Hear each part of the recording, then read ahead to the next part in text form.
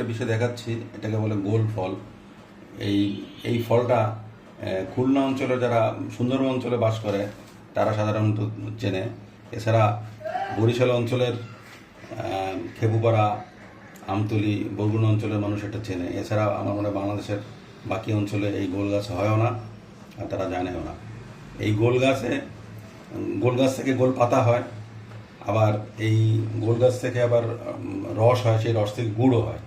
তো আজকে আপনাদের দেখাচ্ছি, এটা হলো গোল ফল। আমি অবশ্য কেটে রেখেছি, এই এরকম দুইটা মিলে একটা থাকে, আমি কেটে রেখেছি। আর এই হলো ফল। হ্যাঁ, এটা দেখতে অনেকটা আমাদের যে পানিতাল আছে, পানিতালের মতো। হ্যাঁ, তো আমি একটু আগে কেটে রেখেছি, এটা আমি আপনাদের দেখাচ্ছি।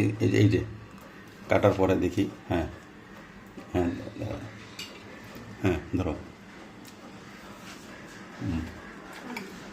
খেতে অনেকটা পানিতেলের মতো, তবে পানিতেলের মতো অত ভালো না। আমি আর একটা খাচ্ছি, দেখাও।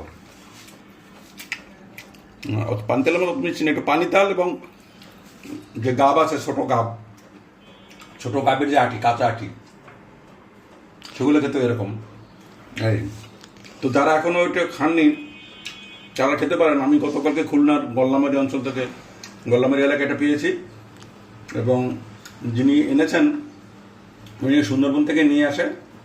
ওনার বাড়ি হলো বাগেরহাটের 7 গম্বুজ এলাকায়, এবং উনি নাকি খুলনা শহরে যে রেলওয়ে মার্কেটে ঢোকার আগে যেটা বিরিয়ানির দোকান আছে ওখানে নাকি বসে।